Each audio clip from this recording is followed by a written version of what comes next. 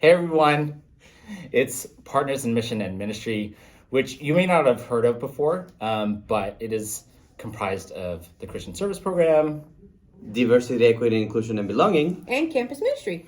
So we thought we would introduce ourselves to you by this video newsletter, which we hope to do periodically. So this is our first one, which we're very excited about. It should be just like 3 to 5 minutes, very briefly giving you some updates of what's going on. But I also wanted to share with you that, as you know, Christian Service has moved over to the Ryan and Cheney Student Life Center.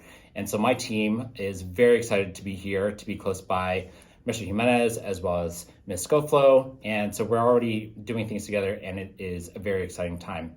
Do you guys have anything to add very quickly? It is such an exciting time that I think we need a high five. All right, ready? 1, 2, 3. All right. Okay. Oh, okay.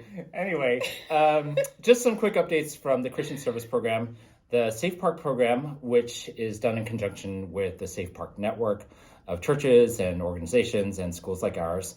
We are going to be running the program starting this coming Wednesday, February 1st, for the month of February. And it's where we host the unhoused. They are our guests on campus in a parking lot. Many of our unhoused stay in their cars overnight, and they need a safe place to park.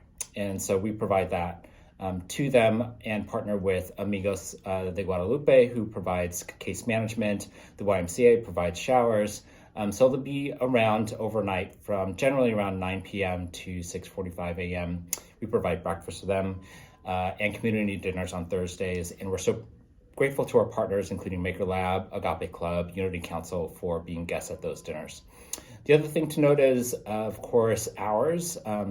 Your CSP hours, there's an expectation that you'll complete them in about 7 or 8 weeks. And we do have a number of after-school opportunities that are available to you that have transportation, especially for freshmen and juniors and seniors. So take advantage of those. And lastly, all I want to say is, hey, thank you guys for getting out there and doing service. Our community really, really does need it, especially at this time. So thank you so much. Thank you, Mr. De Sumala. Very quickly, Mr. Jimenez here from the Diversity, Equity, Inclusion, and Belonging office.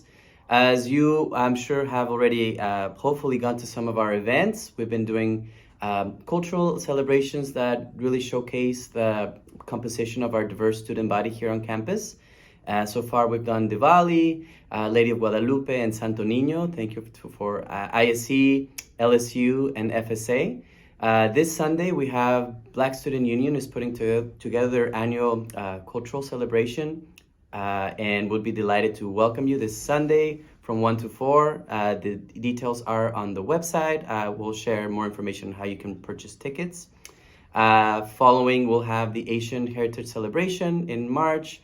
And we culminate with, we're very excited to put together the Unity Assembly in Global Village at the end of March. Unity Assembly we haven't had for the past 2 or 3 years due to the pandemic, so we're delighted to bring it back. So we'll end the year with the Eid celebration put together by the Muslim Student Association, which marks the end of Ramadan. And we're very excited to, again, offer all these opportunities for families, faculty, and students to come and experience different expressions of what it means to be a Bellarmine student. Finally, Ms. Antonio and the planning team has been working very hard to put together the Justice Summit, which is coming in a couple of weeks on February 15th. We have received over 40 breakout submissions by Bellarmine faculty members, students, and community partners. So we're delighted to, again, bring this format back to our community, in which we'll have breakout sessions, we'll have guest speakers, we'll have a keynote speaker, and an opportunity for us to really dive deep into this topic of how can we walk with the excluded and build a more inclusive community in which everyone feels like they belong. So again, a lot of great things coming from our departments. We're very excited to welcome you, and stay tuned for more opportunities coming up. Mm-hmm. And thank you, Mr. Jimenez. Over in Campus Ministry, we have a variety of things going on. A lot of retreats are coming up, and I want to let you know about them in case you haven't registered yet, or maybe you want to register even in a future year. So we have a Kairos happening in a couple weeks, the second week of February. We have another one that still has openings in March. So if you're a junior or senior and you're interested in going on Kairos, The link is in the email below. Register now. We also have a sophomore retreat, one in February and one in March, and we have a few more spots there. So please see the link. We have a youth day in LA, which is for leaders in faith ministry, and it's going to be a blast. We don't have any more openings for that this year, but we will next year. We're even going to spend a little time in Disneyland and have some fun. We have an 18th annotation spiritual exercises retreat coming up. It will take place during the school day, like, a community time kind of experience over a number of weeks during the Lenten experience.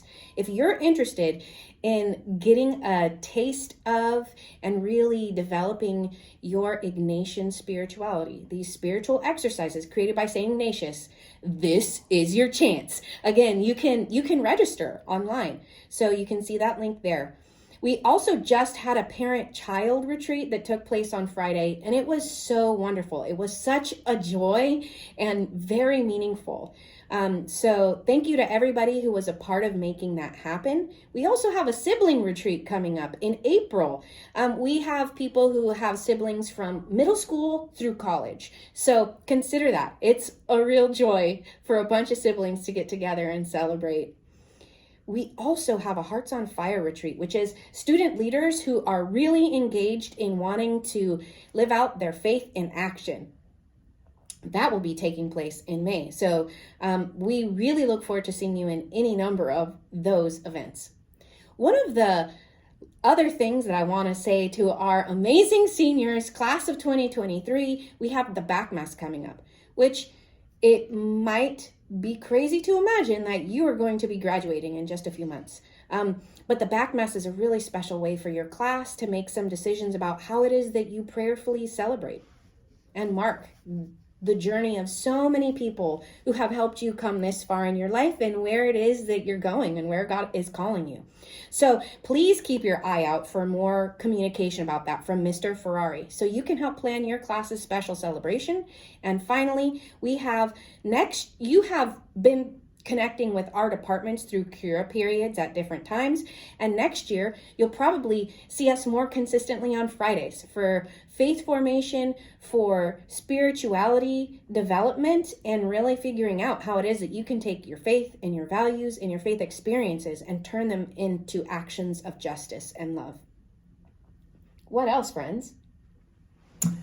Just an additional note to those who submitted applications for immersions. We have a little bit of a delay in getting back to you the results of your applications, just because one of our dear colleagues, McSteins, has been out. But we'll get back to you hopefully later this week. So thank you so much for your patience. But I think that's it. That's it. Thank you so much. Can't wait to see you at all these wonderful experiences. Come visit us in the SOC. This is your home as well. And come connect with us directly and our teams. We're very happy to welcome you into our space. Just don't eat inside here. Thanks. Yeah. Till next time.